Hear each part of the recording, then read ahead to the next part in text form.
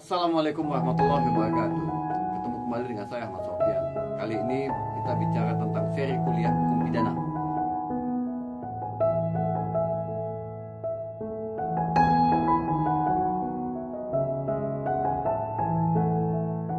Untuk seri yang akan saya paparkan hari ini adalah satu seri yang sangat penting dalam asas atau doktrin hukum pidana, yaitu ajaran kausalitas. Ajaran kausalitas dalam hukum pidana, karena ajaran kausalitas itu ada juga di dalam hukum perdata. Nah, ajaran kausalitas dalam hukum pidana itu sebuah doktrin untuk menemukan perbuatan mana yang menimbulkan akibat yang dilarang.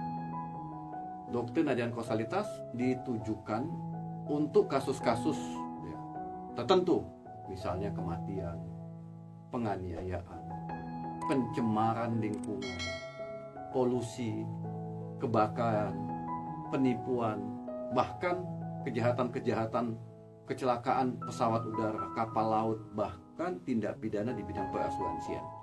Jadi doktrin ini diperlukan untuk jenis-jenis kejahatan tersebut, ya. Nah, untuk membuktikan pentingnya ajaran kausalitas ini, saya akan tampilkan sebuah kasus, ya. Kasusnya sederhana, ya.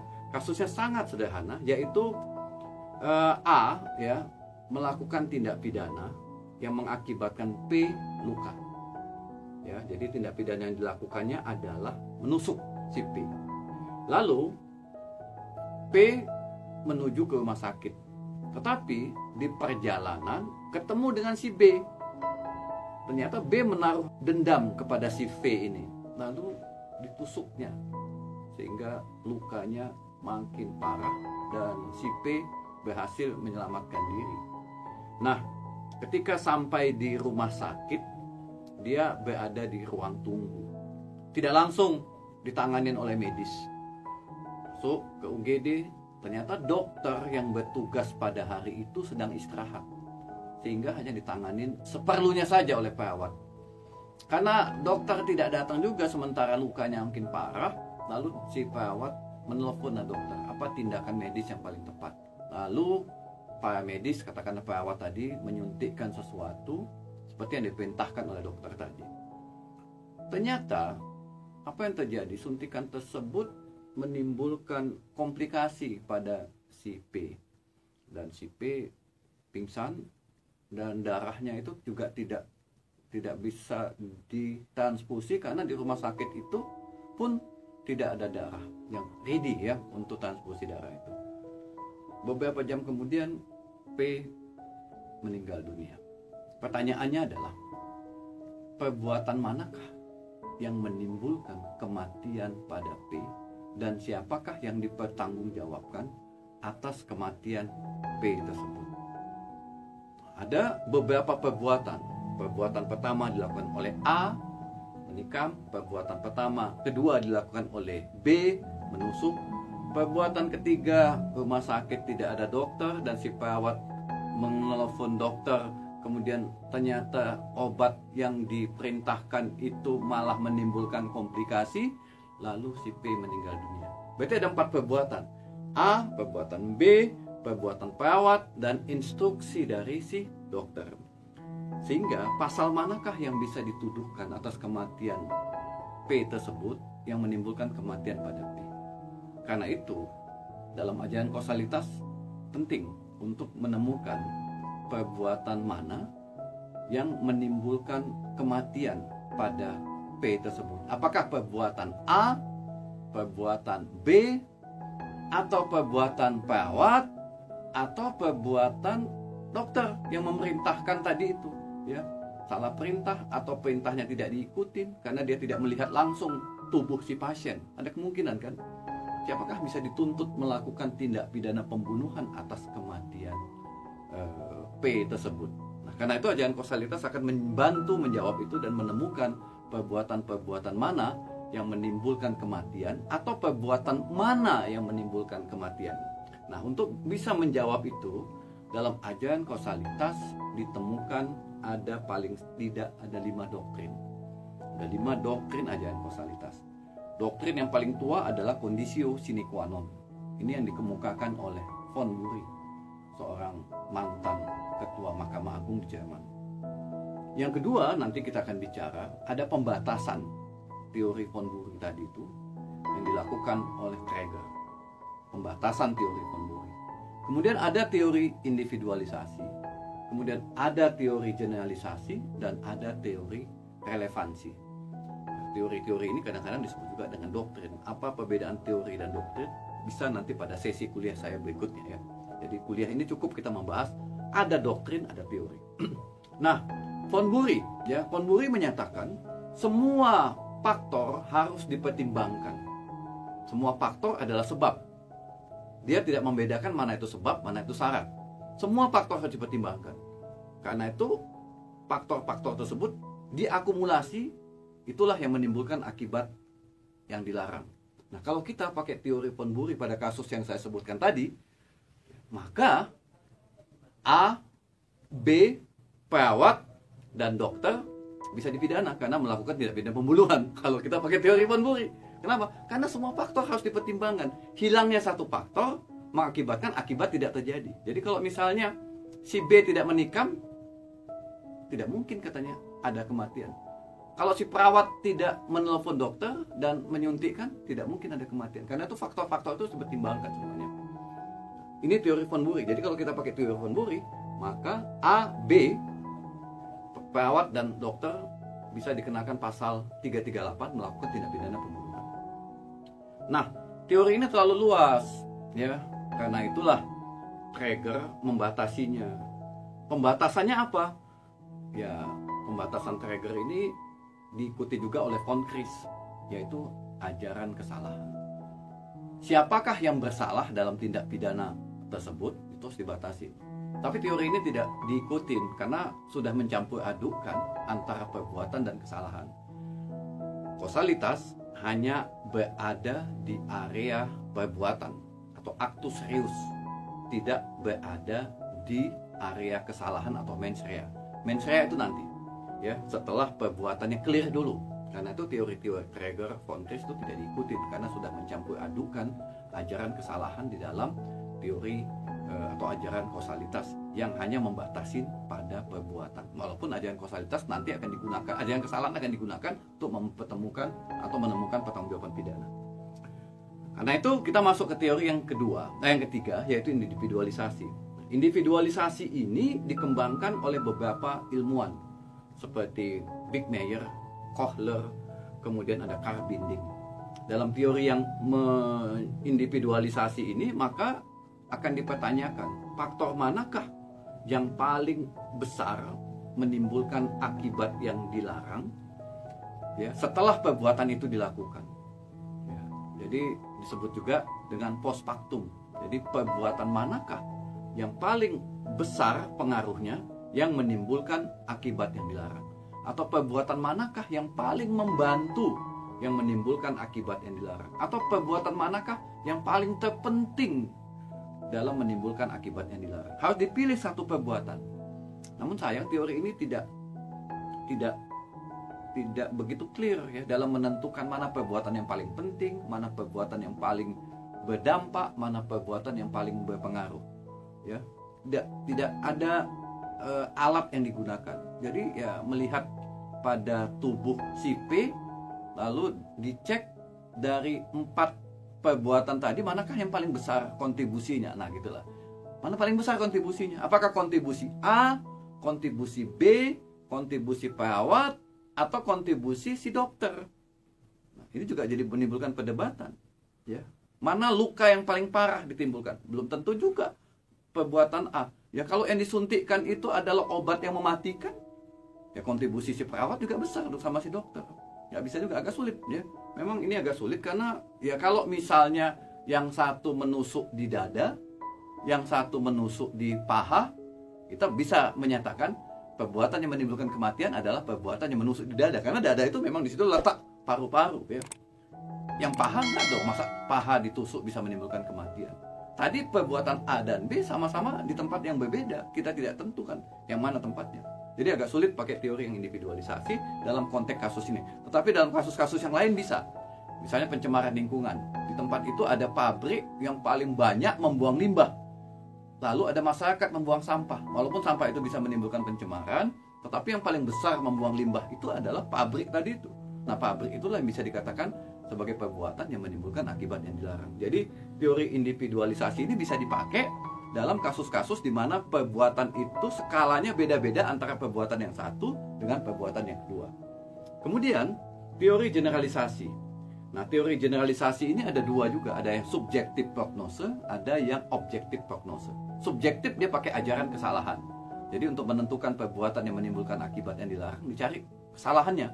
Siapakah yang memiliki kesalahan yang paling besar? Kalau perawat pasti nggak punya salah dong. Ya, dia kan membantu, menolong. Salah itu sikap batin yang jahat untuk melukai orang. Niatnya jahat. Niat si perawat apa? Ya mungkin dia sembrono, lalai lah ya. Dokter juga sembrono. Kenapa Anda nggak lihat langsung mayat orangnya, tiba-tiba Anda ngasih instruksi, lalai lah.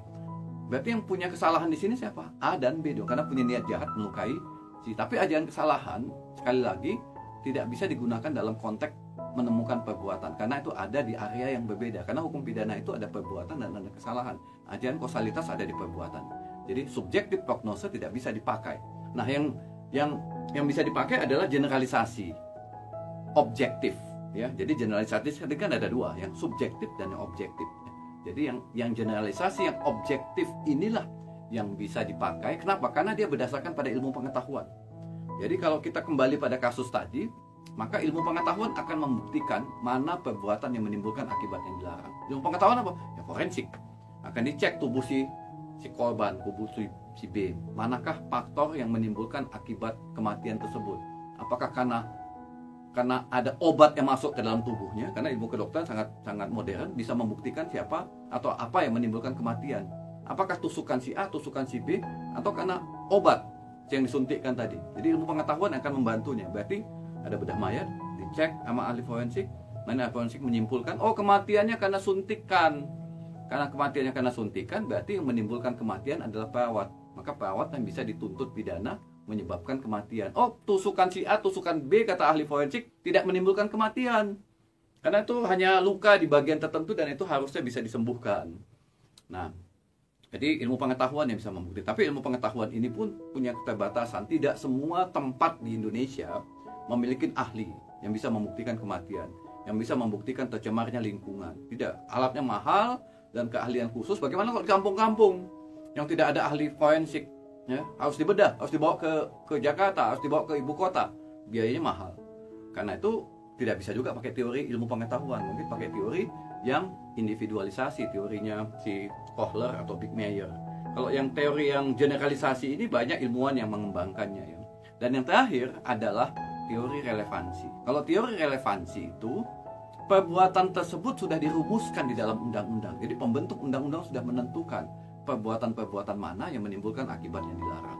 Misalnya pencemaran lingkungan, sudah ditentukan barang siapa membuang limbah ke dalam kali yang melebihi baku mutu lingkungan, maka bisa dipidana karena menyebabkan pencemarannya lingkungan.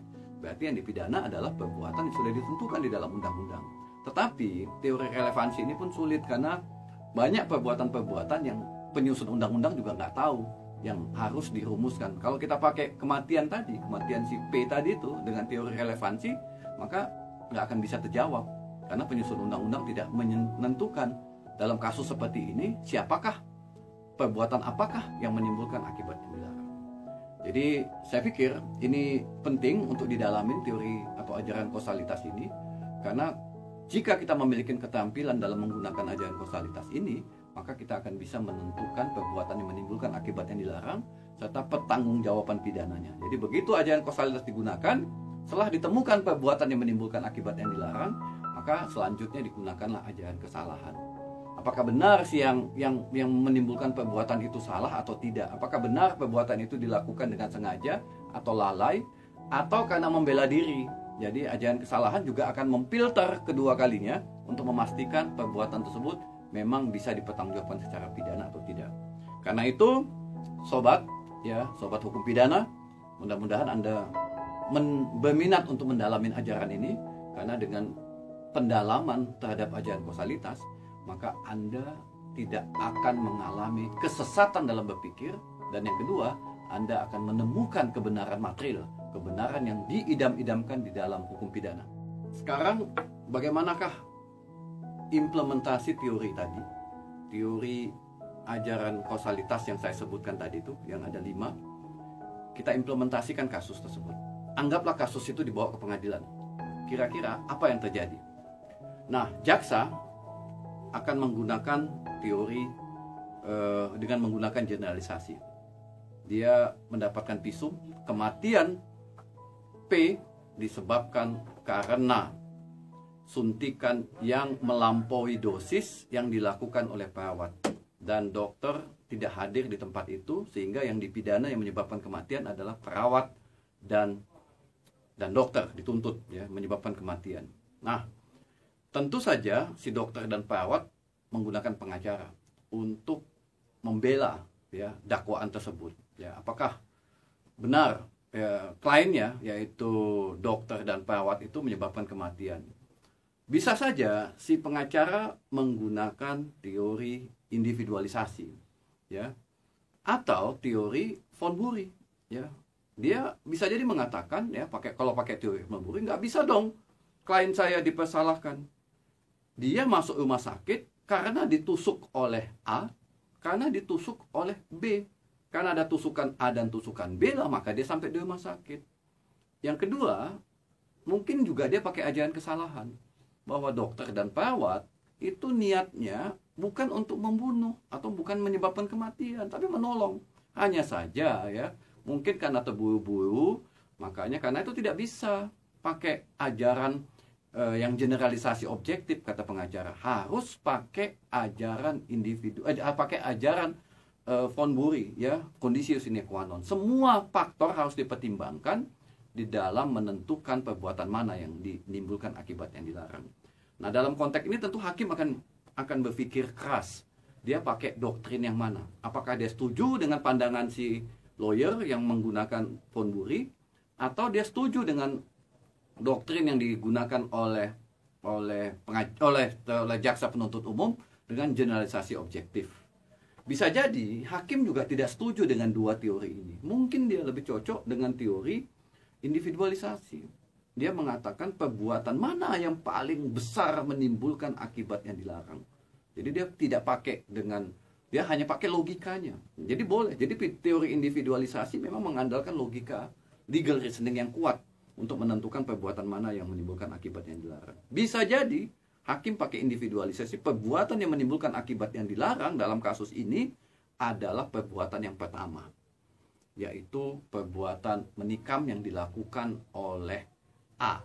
Karena disitulah asal muasalnya terjadinya kematian pada P. Ya, jadi sobat hukum pidana, jadi doktrin ini bisa sangat menarik jika dibawa ke pengadilan. Berbeda pandangan itu biasa. Karena itu muncullah 5 teori ajaran kausalitas untuk menentukan perbuatan mana yang menimbulkan akibat yang dilarang. Terima kasih, dan terus menikmatin channel seri kuliah hukum pidana bersama saya, Ahmad Sofyan. Sampai ketemu lagi pada seri kuliah hukum pidana berikutnya.